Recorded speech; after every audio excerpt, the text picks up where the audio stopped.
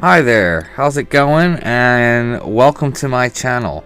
This series of videos is going to go over how you can take a brand new character in Final Fantasy XI and level them all the way up to the level cap of 99 and even go beyond that and get your gear so that way your item level 119, which is basically the highest item level that you can currently get in the game.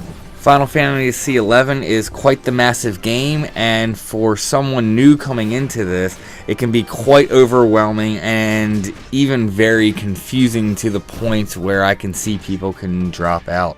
So this guide is to help alleviate that and help guide you through so you can get all the way to level cap and actually start participating in endgame. So once you've gone through all the steps and gotten 11 installed and actually start the game, you're ready to actually create your own character and what you want your character to be. At this point, it doesn't really matter. While there are some stats variance between the characters, by the time you're at level cap, the stat differences don't really make that much of a difference. While a Golka is going to have a little bit more HP than, say, a Taru, like I said, at item level 119, the difference is you're not even going to notice it. So you should go ahead and pick whichever character that you feel you would have the most fun playing. Once you're done creating a character, you are going to have to pick a starting town.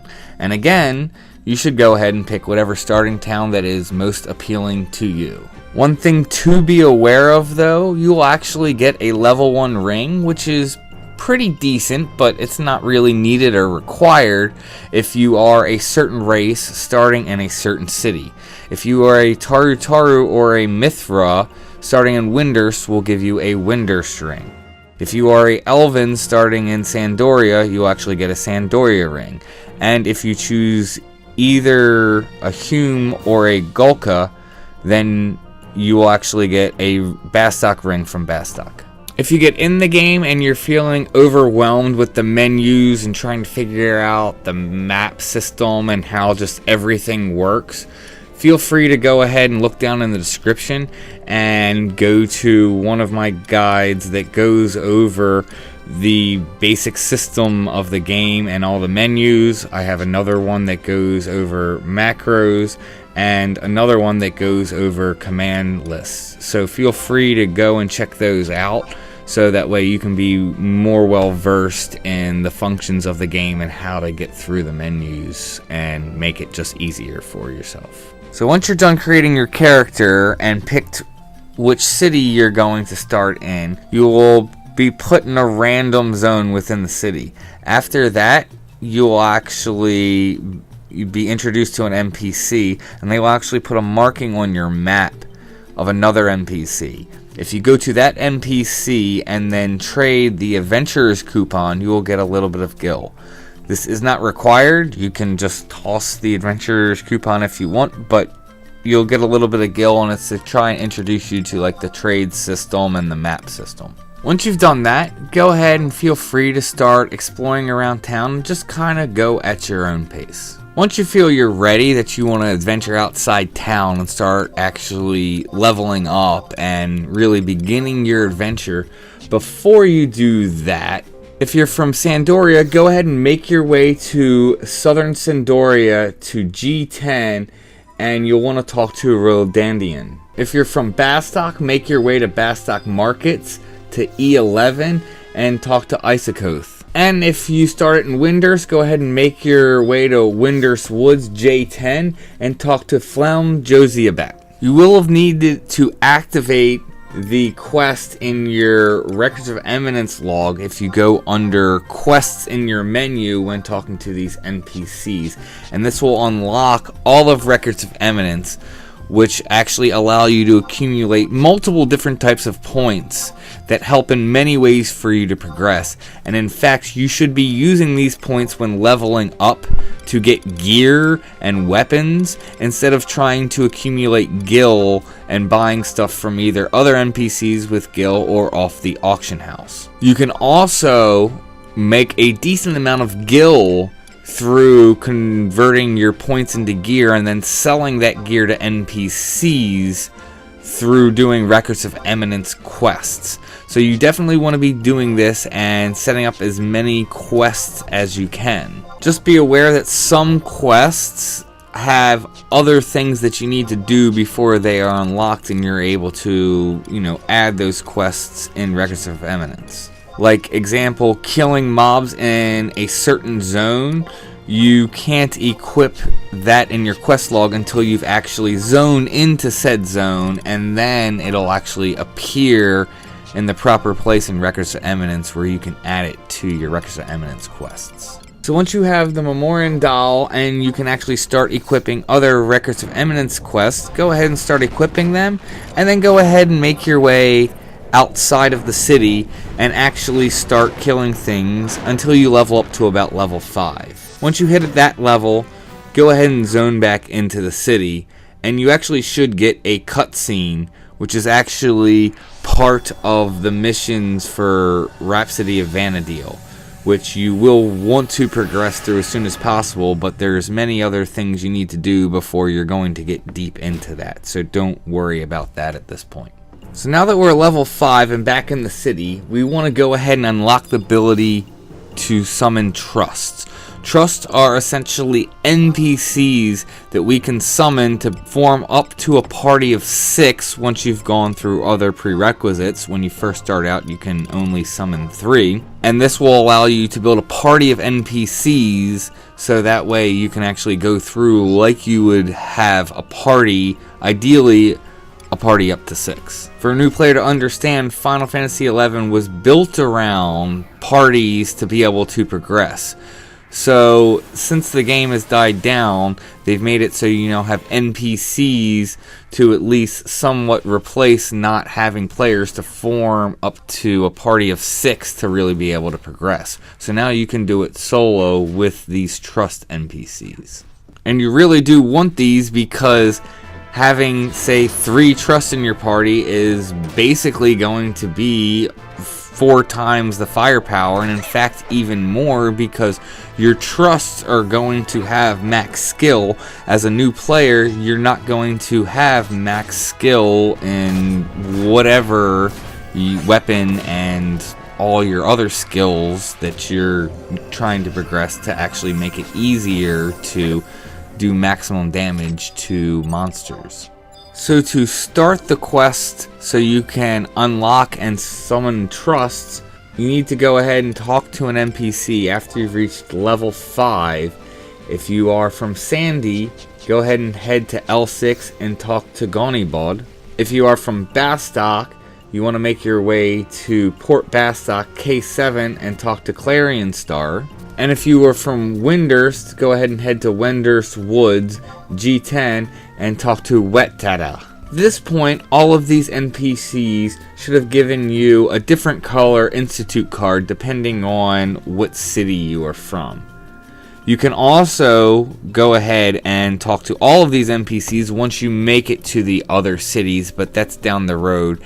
And it is something that you should do because there are specific trusts in specific cities and you need these cards to do it. So make sure when you make it to these cities you go ahead and talk to them, but that's not going to happen until way later.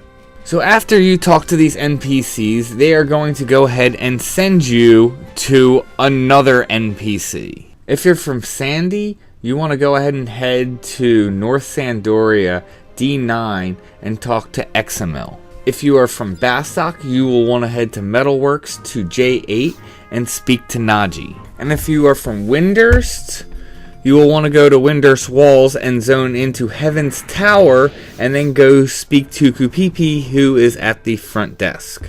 Once you have gone and talked to the NPC that corresponds to the city you are in, you now want to go ahead and head back outside the city where you can have combat, and then you can summon your trust. After you've summoned that trust, you want to go ahead and head back to that NPC that is the same trust that you just summoned and talk to that NPC again. This will unlock your ability to acquire additional trusts. Also, when you go to these cities, other cities in the future, and unlock these later, you don't have to actually go outside the city and summon it. You only need to do that for your very first trust summon.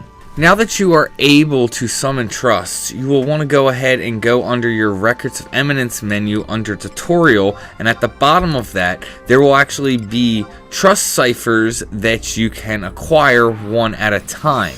Once you've acquired a cipher, head back to your starting NPC you did for the trusts, not the trust that you acquired, but the NPC we talked beforehand, and trade the cipher to that NPC. He will then, after some dialogue, give you the trust.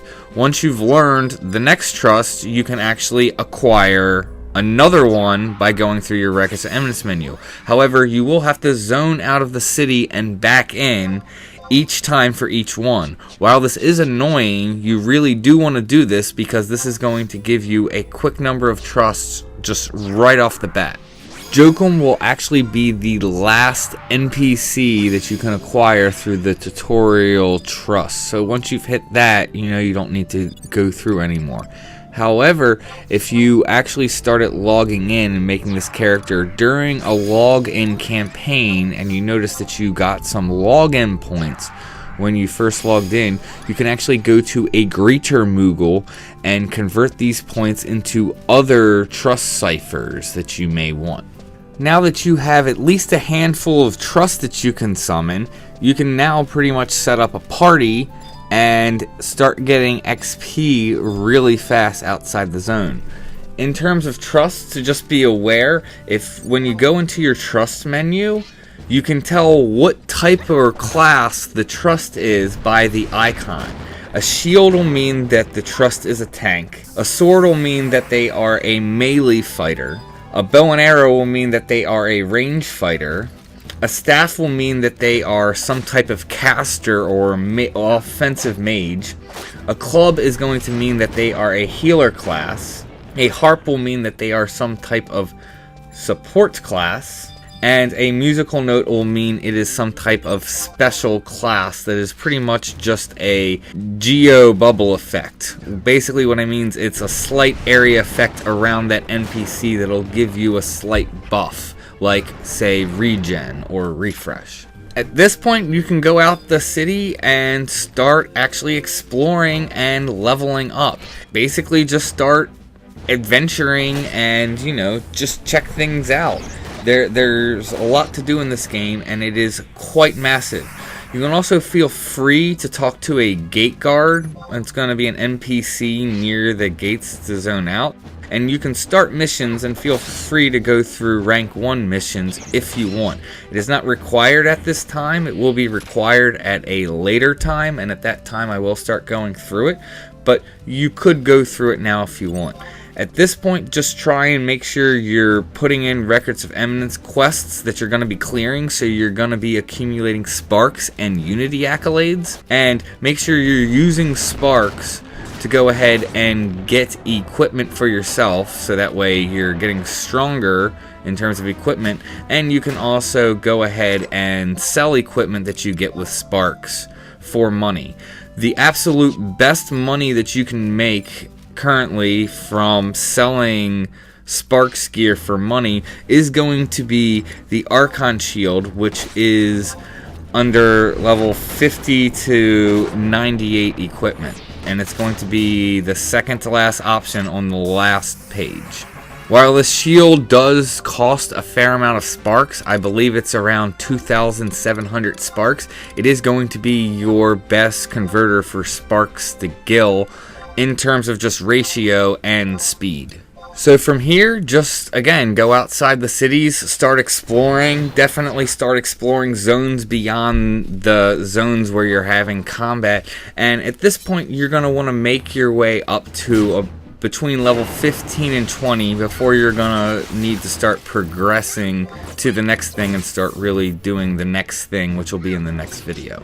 So before you're ready for the content of the next video, make sure you're somewhere between level 15 and 20. You can of course be higher, but you're going to be better off being ideally between 18 and 20 when you're doing things that are going to be in the next video. Thank you guys for tuning in. Thank you for supporting the channel. and may you have success in all you do.